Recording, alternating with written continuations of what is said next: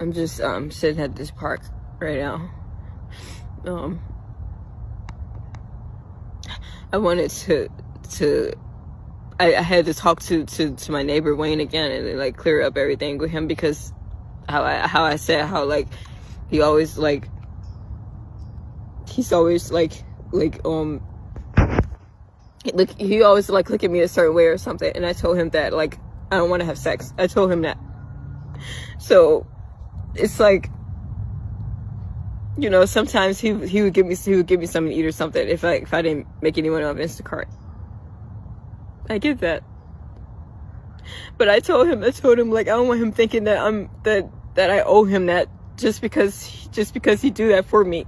Sometimes I want him to think that I owe him sex. So now, like, after I told him that, it's like he's been crying and crying and telling me he think I use him, dismissing everything that I do for him and did for him, dismissing the fact that he had this condition that he'd been going through for a long time and nobody can help him but me. I helped him get through it, and I cook, and you know, I don't have a lot of money, but I still make money at work, but you know, I don't have a car right now. I'm still working to get in a car, and he feels like I owe him sex, and now he's mad and crying and trying to make me feel guilty. I need to just calm down. I'm gonna be okay. But I should have known. I'm playing my peaceful music so I don't have to listen to you doing this, and you're interrupting my music, calling my phone. Please leave me alone. You told me you never ignore me. Stop fucking with me! Leave me alone! Leave me alone! Please! Leave me alone! Please! Please leave me alone!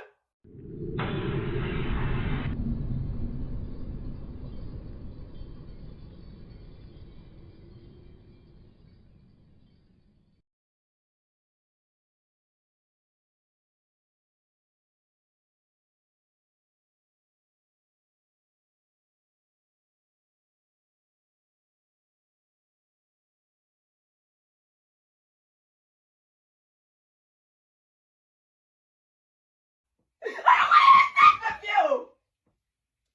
I don't want to have sex! So stop! I really trust myself! I don't want to have sex with you! Okay? Okay? Thank you!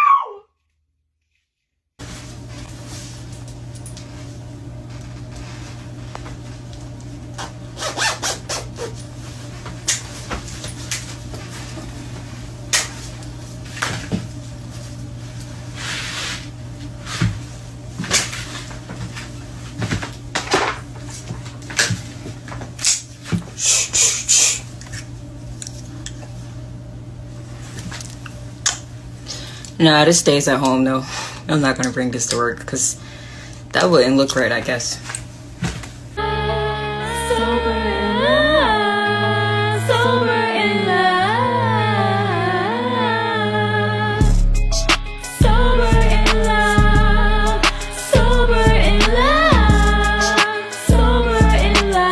I got sent home early yesterday. I got sent home early today by the same person. I'm telling you, she's a bully. This shit isn't funny.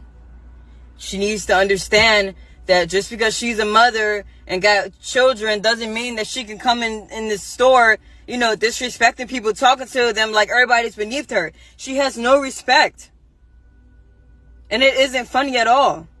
Like, seriously, man, I got shit I gotta take care of. And she keeps sending me home early. It's not funny. She's playing games. And then all day, throughout the day, she keeps sending her little racial shit. And then throughout the day, she keeps on, like, putting negative energy in the air, talking about people, gossiping about people. It's not funny, man. That shit gonna have to stop. She's a bully. I'm telling you. She's a bully.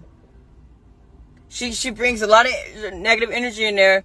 She always panic when it's a lot going on. And then she try to manipulate that and make it seem like we ain't doing something right. But we are working really hard and doing great. It's just the fact that she panicked. And I caught her a few times making a mistake. And she tried to hurry up and play it off. You know, nobody's perfect. It's fucking McDonald's. It happens. You know what I mean?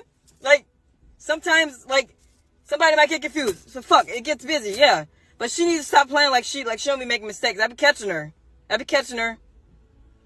So all that animosity and shit that she keep putting in the air and stuff, then trying to tell me, I'm always snapping on people. No, that's false. No, I don't snap on people. I don't go in there doing that. I tell her, no, I make peace. That's what I'm doing. I've been creating peace. So all that negative energy that she's bringing in there and trying to manipulate it, no, that's going to stop. All that negative shit she's saying about, you know, her personal life, all of that. No, she's bringing all of that in there and then playing games saying she want to take her belt off and beat somebody. Y'all act like my kids in here. No, we ain't your kids.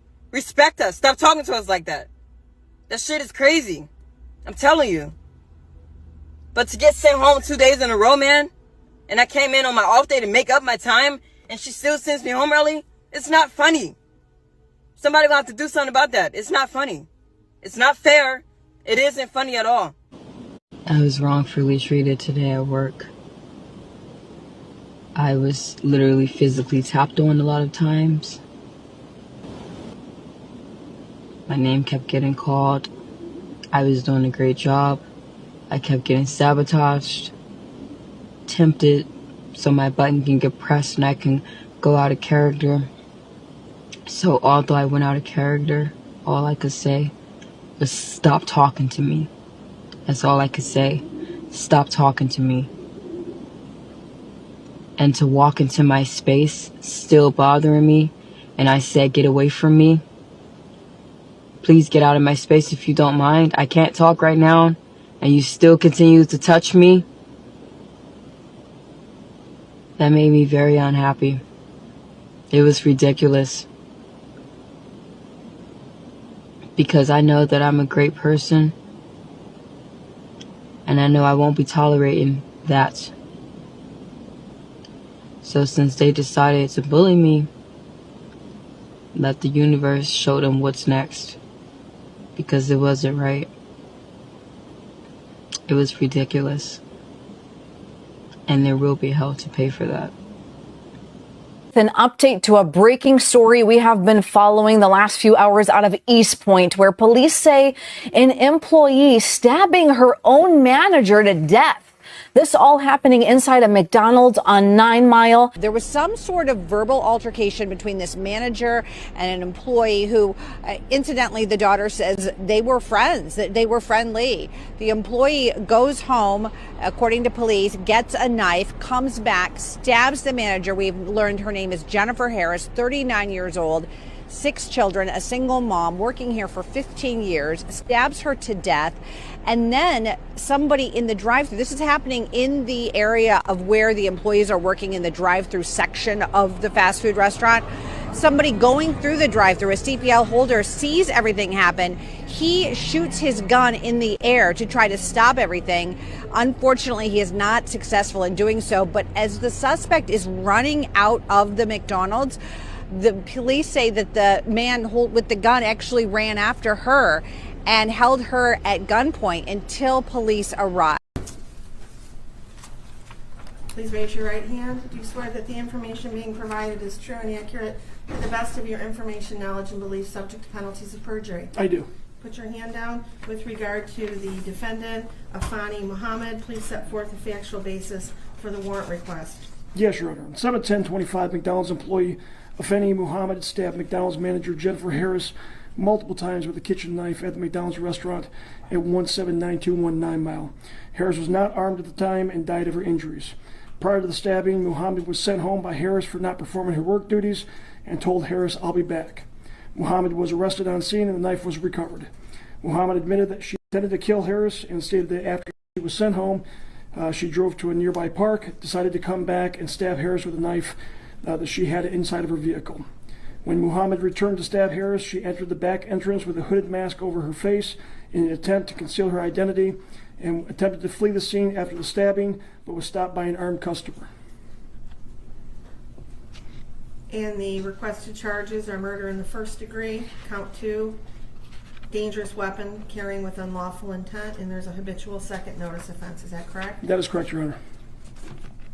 The warrant is being signed and we can proceed to arraignment. Thank you, Your Honor. Calling file number 25354, People versus Afeni, Badu, Mohammed. Council appearances for the record, please. Good afternoon, Your Honor. Sean Haney, public hearing on behalf of the people. Thank you very much, Your Honor. Please, this honorable court, may I feel confident on behalf of Mrs. Mohammed, who does appear to be issue. Your name, please, ma'am. Afeni Mohammed. Very good. You're here today for arraignment on the charges of murder in the first degree, premeditated, count 2, carrying a weapon with unlawful intent, and a habitual second notice. Mr. Licata, how does your client wish to proceed? Thank you very much, Your Honor. At this time, my client is asking the court to enter a not guilty plea, and this matter set for a probable cause conference and a preliminary exam. I have advised my client of her rights, as well as the charges against her and the potential penalties. We are ready to proceed on those grounds. Very good. Ma'am, do you understand the nature of the charges against you to your satisfaction after talking to your attorney? Yes. Very good. I will go ahead and enter a not guilty plea on your behalf. Are you requesting a court-appointed attorney? Yes. I will appoint an attorney to represent you. We'll set this matter for a probable cause conference on July 23rd, 2025 at 1 p.m. The preliminary examination will be on July 30th, 2025 at 1 p.m. As to bond, Mr. Licata.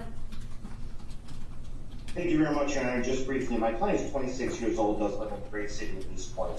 Your Honor, my client is a high school graduate. In fact, is actually was taking some online classes for college for a physical therapy degree. Your Honor, there are some disturbing facts in this particular matter, but there are facts that haven't been brought out yet, and my client is extremely anxious to have those facts brought to light during the pendency of this case.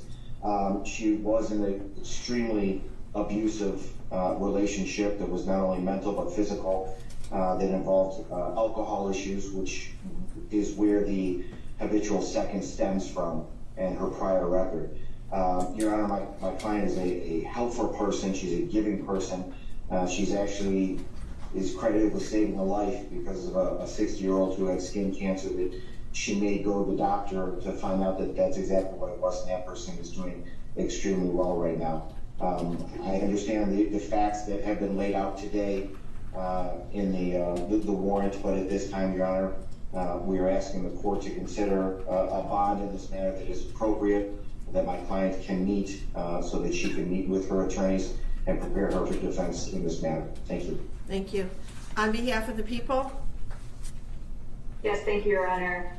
Pursuant to court rule, the court is well within its authority to grant no bond involving any case involving murder. In this case, we are requesting no bond for this defendant. Also provided within the court rules are certain factors for this court to consider when determining whether to grant any bond at all, and in this case, we are requesting no bond as I indicated. First of all, the court can consider whether or not this defendant is a threat to the community. She entered a public building with other individuals, other employees that were present. She produced a weapon that was a knife longer than 3 inches, and she stabbed the victim multiple times, up to possibly as many as 15 times, eventually causing her death.